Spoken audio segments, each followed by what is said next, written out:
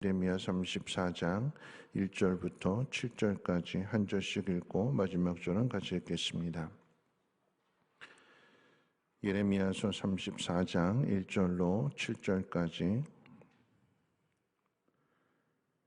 바벨론의 느부갓네살 왕과 그의 모든 군대와 그의 통치하에 있는 땅의 모든 나라와 모든 백성이 예루살렘과 그 모든 성읍을 칠 때에 말씀이 여호와께로부터 예레미야에게 임하여 이르시되 이스라엘의 하나님 여호와께서 이와 같이 말씀하시니라.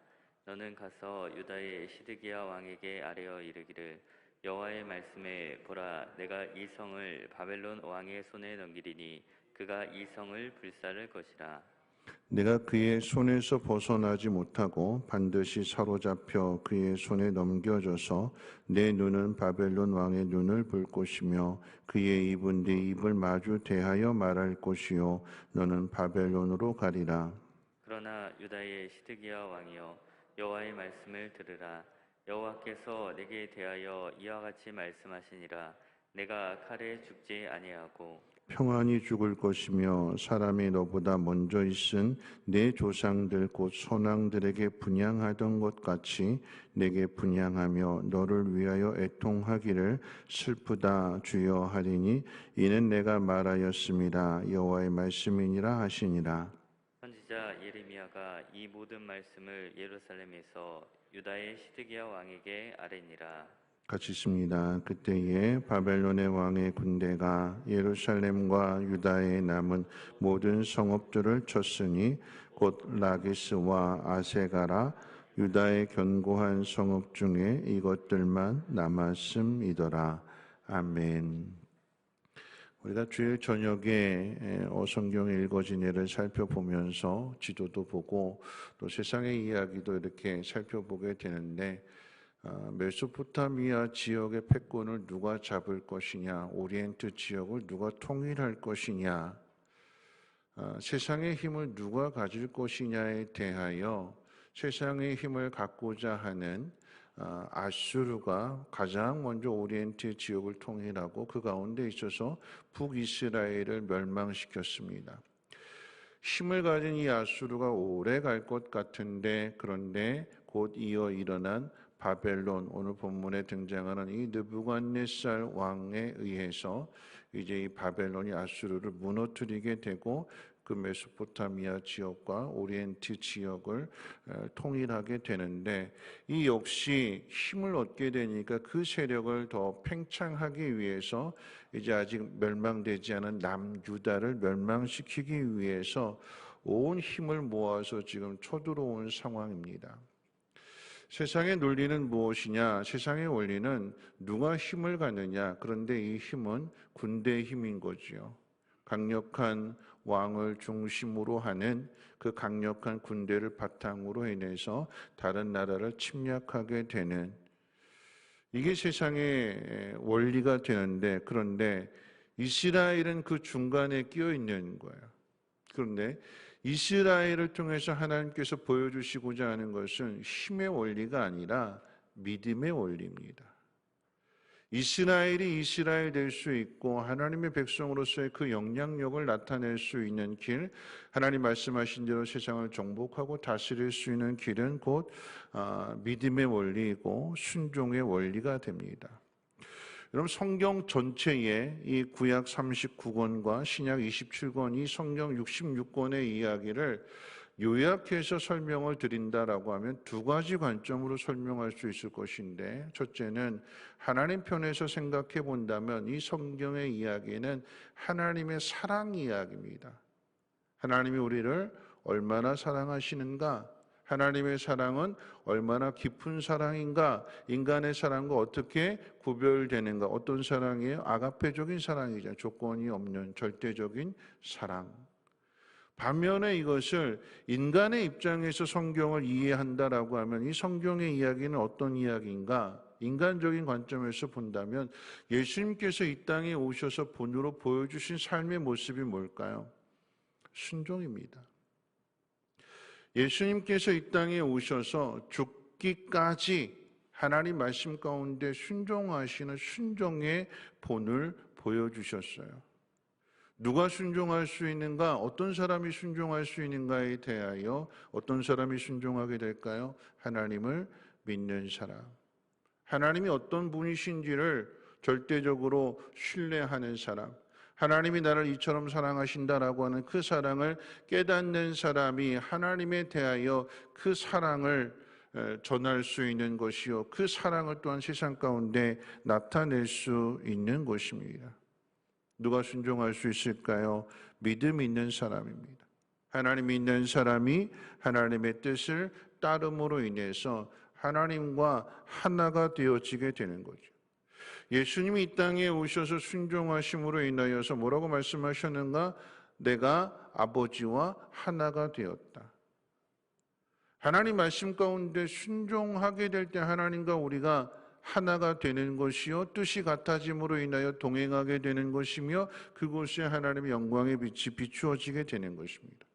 여러분 이 이야기를 이 성경의 가장 맨 앞이 되는 창세기를 통해서 하나님께서 우리에게 가르쳐 주시는데 그 이야기가 바로 선악과 이야기잖아요. 하나님과 같아지려고 하나님의 말씀에 하나님 명령 앞에 불순종하게 됩니다. 그래서 하나님 말씀하신 대로 하나님의 심판이 임하게 되는데 불순종의 결과는 죽음이잖아요. 그런데 하나님의 사랑이 여기 또 나타나게 되는데 우리의 잘못으로 인해서 우리가 죽어 마땅한데 그런데 하나님은 사랑하시기 때문에 심판 중에도 하나님의 사랑을 베풀어 주십니다. 어떤 사랑이요?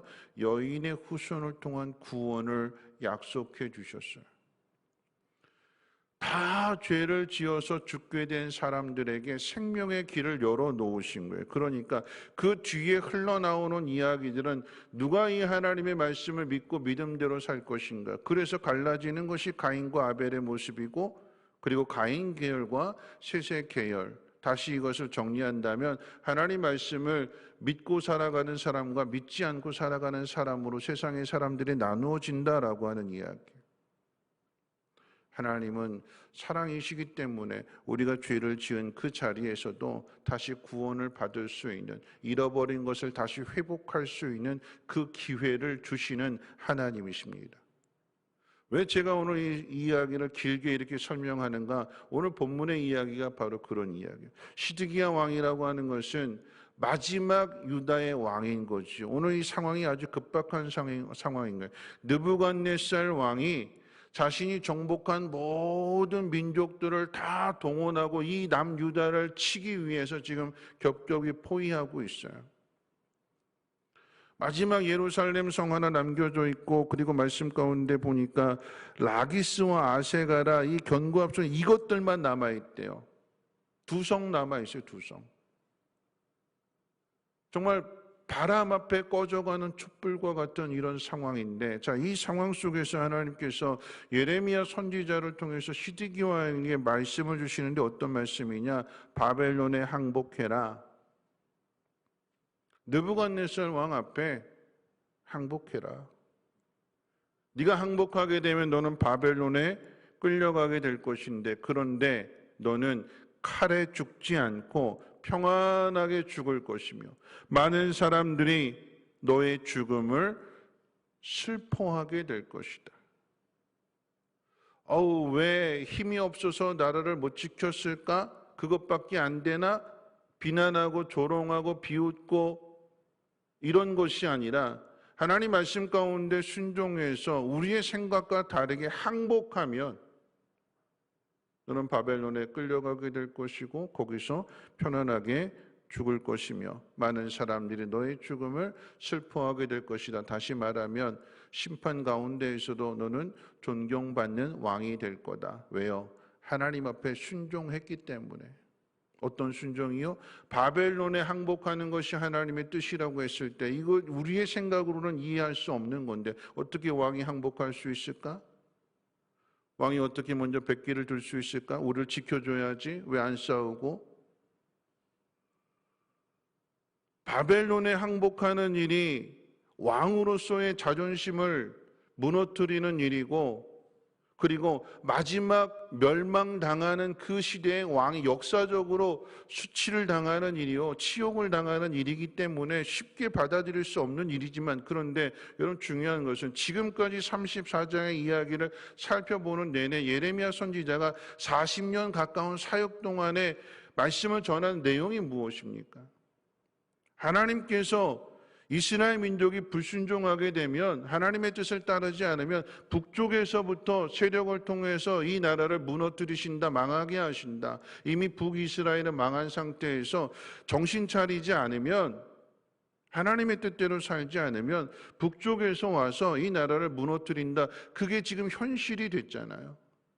현실이 됐다면, 계속해서 하나님께서 예레미야 선지자를 통해서 말씀을 주시는 그 일이 이루어졌다면, 그러면 깨달아야죠. 하나님께서 지금 예레미야 선지자를 통해서 계속해서 주시는 말씀이 뭐예요? 바벨론의 포로로 끌려갈 거다. 기간까지 정해주셔서 70년. 그런데 다시 돌아오게 될 것이다. 그래서 이 메시지를, 회복의 메시지를 여러 가지 비유를 통해서 계속해서 들려주시는 거잖아요. 심지어는 이 일들을 통해서 단순하게 바벨론 포로에서 돌아오는 일로 끝나는 것이 아니라, 하나님이 그들의 하나님이 되시고 이스라엘 백성은 하나님의 백성이 될 수 있도록 그 마음 가운데, 전에는 돌판에다 하나님 말씀을 새겨주셨는데 이제는 마음속에 말씀을 새겨주실 거다. 이스라엘 불순종하는 것은 자명한 일이지만 그것으로 끝내지 않고, 하나님은 예수님을 이 땅에 다윗에게서 의로운 한 가지가 태어나서 그 한 가지, 다윗에게서 난 그 한 가지를 통해서 여호와는 우리의 의다라고 하는 것을 하나님께서 드러내실 것이고, 지난 시간에 살펴봤던 것처럼 예루살렘 성을 다시 하나님께서 회복시키심으로 인해서 그 성 전체가, 교회가 여호와는 우리의 의다라고 하는 것을 나타내게 될 것이다. 이 일을 위해서 하나님은 아들을 이 땅에 보내주시는 것이요, 십자가에 못 박게 하심으로 인해서 이 일을 이루어 주시는 거잖아요. 망하게 하려고요? 우리 힘들게 하려고요? 부끄럽고 수치를 당하게 하려고요? 아니요. 우리를 하나님의 사람으로 만들어주시고 하나님이 약속하신 대로 그 복을 누릴 수 있도록 하나님께서 다시금 우리에게 기회를 주시는 거예요. 근데 그 기회가 어떻게 찾아왔는가? 하나님의 뜻에 순종하는 마지막 기회를 시드기야 왕에게 주시는 거예요. 그런데 이 시드기야 왕이 내일 살펴보게 되면, 너 바벨론에 항복해라, 그러면서 마지막 한 가지 하나님께서 항복하면서 조건을 하나 붙이시게 되는데, 이 조건대로 행하라. 근데 내일 살펴볼 뒤에 말씀 가운데 보면 시드기야 왕이 그 말씀에 불순종해요. 그래서 어떻게 되는가? 역사적으로 보면 시드기야의 죽음이 어떻게 기록되는가? 분명 하나님께서 너 항복하면 너 바벨론에 잡혀갈 거야. 그런데 칼에 죽지 않고 너는 편안하게 죽을 것이고, 너의 죽음을 슬퍼하게 될 것이고, 너는 왕으로서의 대우를 받게 될 거야. 이 하나님 마지막 기회를 주셨는데 시드기야가 불순종해요. 그래서 어떻게 될까요? 두 눈 뽑히게 되는 것이고, 눈이 뽑히기 전에 자식들이 어떻게 죽는지, 처참하게 죽는 그 모습을 두 눈으로 보게 된 후에 이 눈이 뽑히게 되는 것이고, 결국은 바벨론에 끌려가서 그 감옥에서 비참하게 죽습니다. 심판을 당하는 중에도 하나님께서 마지막 기회를 주셨는데, 왜 심판을 당하는 거예요? 불순종했기 때문에. 왜 불순종했을까요? 하나님을 믿지 않았고, 자기 방식대로, 자기 고집대로, 내가 왕이니까. 하나님의 백성이 하나님의 뜻대로 살지 않고 자기 방식대로 살고 세상 방식대로 살려고 하니까 세상에 맨날 쥐어터지게 되는 거예요. 얻어터지게 되는 거예요. 세상의 힘으로 감당할 수가 없는 거예요. 믿음인데, 하나님 말씀에 대한 순종인데, 근데 그 순종을 버리고 자기 방식대로 어떻게든 살아보겠다고 하니까 힘과 힘으로 싸우게 되니까 안 되는 거고요. 그런 상황 속에서 다시금 믿음을 회복시켜 주시기 위해서 마지막 기회에 믿음을 요구하시는데, 그런데 이 마지막 기회조차도 시드기야가 불순종하게 됨으로 인하여서 하나님은 명예롭게 죽을 수 있는 기회를 주셨는데, 그 명예로운 죽음을 스스로 발로 차버리고 비참한 죽음을 맞이하게 되는 것이 역사적인 교훈입니다. 하나님은 사랑이셔서 그 자녀가 망하는 것을, 그 자녀가 고통을 당하는 것을, 여러분, 부모가 자녀가 고통당하는 모습을 보고 행복해 할까요? 아니지요. 자녀가 기뻐하는 모습을 보는 것 그 자체만으로 부모는 행복 아니겠습니까? 하나님 마음이 그런 마음인데, 그래서 심판을 당하는 가운데에서도 마지막 기회를, 믿음을 회복할 수 있는, 그의 명예를 회복할 수 있는 기회를 하나님이 주시는데, 바벨론으로 끌려가는 일이 수치를 당하는 일이고 자존심이 허락하지 않는 일들이고 여러 가지 명분을 따졌을 때에 손해보는 일 같고, 그런데 하나님 그 일을 통해서 하나님의 놀라운 일들을 이루시잖아요. 우리는 이 성경 말씀을 통해서 이 말씀의 의미가 어떤 의미인지를 우리는 분명하게 알지요. 아들을 주시기까지 우리를 사랑하시는 하나님의 마음, 하나님의 사랑을 안다면, 여러분, 이 역사적인 교훈이 우리에게 동일한 교훈이 되어서 우리 앞에 우리의 생각대로 되어지지 않는 일들 속에서 여전히 하나님은 하나님이시잖아요. 하나님은 하나님의 일을 하시잖아요. 망하는 것, 포로로 끌려가는 것으로 끝나는 것이 아니라 그 속에서 건져내시고 그 속에서 돌아오게 하시고 더 깊은 사랑을 통해서 우리를 온전케 하시는 것이 하나님의 마음이고 하나님의 사랑이잖아요. 그러면 어떻게 해요? 우리에게 주신 마지막 그 기회를 놓치지 말아야 되는 거죠. 말씀을 맺으면서 어제 생명의 삶 13주 공부를 마치면서 저녁에 마지막 예화를 통해서 그런 이야기를 했어요. 서양 우화인데 그 우화 내용 가운데 보면 이런 이야기가 있어요. 어떤 사람이 길을 가는데 한 난쟁이가 갑자기 펑 하고 나타나더니, 우화니까, 전래동화 같은 우화니까 이 난쟁이가 나타나서 뭐라고 이야기하는가? 저 강가에 있는 자갈들을 가지고 가라. 그러면 크게 기뻐할 것이고 그리고 크게 후회할 것이다. 그리고 펑 하고 또 사라졌어요. 그러니까 이 사람이 길을 가다가 그 말을 듣고 그냥 보통 말인 같지는 않은 것 같아서, 그래서 돌을 줍는데, 강가에 돌을 줍는데 두 개의 돌을, 자갈을 들어서 하나는 오른쪽 주머니, 하나 왼쪽 주머니에 들고 한참을 가다가 막 자꾸 가는데 이게 덜렁덜렁 거리는 거잖아요. 그때 비로소 돌이었지 하고는 이제 꺼내봤더니 이 돌이, 이 자갈 돌이 금으로 바뀌어요. 금으로. 돌이 금으로 바꾸니까 얼마나 기쁘겠어요. 와 하고 기뻐하는 그 순간에 갑자기 크게 후회가 밀려오는 거예요. 뭔 후회일까요? 더 많이 주실 걸. 그렇죠? 더 많이 주실 걸. 더 많이 가지고 올 걸. 크게 기뻐한 일이었는데, 그런데 그 기쁨은 사라지고 후회만 남아요. 여러분, 무슨 이야기냐면 마지막 공부하면서 그 교훈이었어요. 뭐냐면 하나님이 우리에게 기회를 주시는데 그 기회를 놓치게 되면 후회할 일이 남는다라고 하는 거죠. 우리의 인생을 살아가면서 하나님께서 우리에게 기회를 주시는데, 달란트의 비유처럼 그 기회를 잘 활용하는 사람에게는 하나님께서 더 많은 것들을 채워주시지만 그 기회를 놓치면 어떻게 해요? 있는 것마저도 빼앗겨서 기회를 잘 활용하는 사람에게 하나님께서 주시는 거죠. 시드기야에게 허락하신 하나님 마지막 기회였는데 이 마지막 기회를 발로 차버렸어요. 그러니까 어떻게 해요? 후회만 남는 거예요.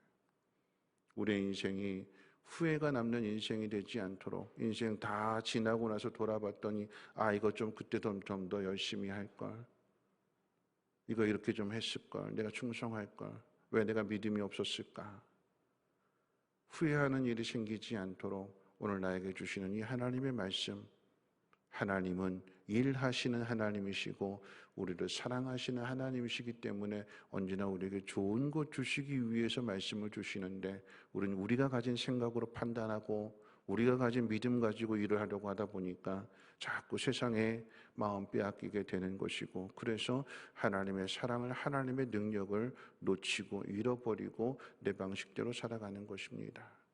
오늘 우리들의 삶이 하나님 앞에서 하나님이 어떤 분이신가를 다시 한번 되새기고, 하나님은 심판 중에도 우리에게 기회를 주시는 하나님, 이 기회가 마지막 기회가 되지 않도록 순종함으로 인해서 하나님의 영광을 돌리고 우리의 명예로운 이름도 잘 지켜나갈 수 있는 복 있는 사람들 되시기를 주님의 이름으로 부탁을 드립니다. 우리 찬송가 425장 찬송 드리신 후에 함께 통성으로 기도합니다. 찬송가 425장, 통일 찬송가로는 217장입니다. 주님의 뜻을 이루소서. 고요한 중에 기다리니 진흙과 같은 날 빚으사 주님의 형상 만드소서. 주님의 뜻을 이루소서. 주님 말 앞에 엎드리니 나의 맘속을 살피시사 눈보다 희게 하옵소서. 주님의 뜻을 이루소서. 병들어 몸이 피곤할 때 권능의 손을 내게 펴사 강건케 하여 주옵소서. 주님의 뜻을 이루소서. 온전히 나를 주장하사 주님과 함께 동행함을 만민이 알게 하옵소서. 아멘. 오늘 말씀 생각하면서 함께 통성으로 기도하실 때, 여러분, 하나님께서 우리에게 요구하시는 것은 순종입니다. 누가 순종할 수 있는가? 믿음을 가진 사람이 순종하는 것인데, 하나님에 대한 믿음이 무엇인가 하면 하나님은 우리를 이렇게까지 사랑하신다라고 하는 그 사랑을 깨닫게 될 때에 그 사람이 믿는 사람이요, 그 사람이 순종하는 사람입니다. 망하는 중에도 하나님은 마지막 기회를 주시는 하나님이세요. 그 기회를 잘 활용하면 하나님 그 일을 통해서 하나님 영광을 나타내시고 우리의 명예를 또한 지켜주십니다. 우리에게 주어진 이 기회가 마지막 기회가 되지 않도록 이 기회를 잘 살림으로 인하여서 하나님 앞에 더 가까이 갈 수 있는, 더 많은 일들로 갈 수 있는 믿음의 사람 되게 해달라고, 우리 앞에 주어진 이 코로나의 대유행, 대어려움들이 하나님을 더 깊이 알아가고 하나님의 뜻을 행할 수 있는 그런 기회가 되게 해달라고, 내 믿음이 또 교회의 본질이 다시금 회복될 수 있는 기회가 되게 해달라고 우리 함께 통성으로 하나님 앞에 기도하겠습니다. 걸어가신 하나님 감사합니다. 오늘 이 새벽에도 하나님 귀한 전으로 인도해 주시고, 하나님 망하는 속에서도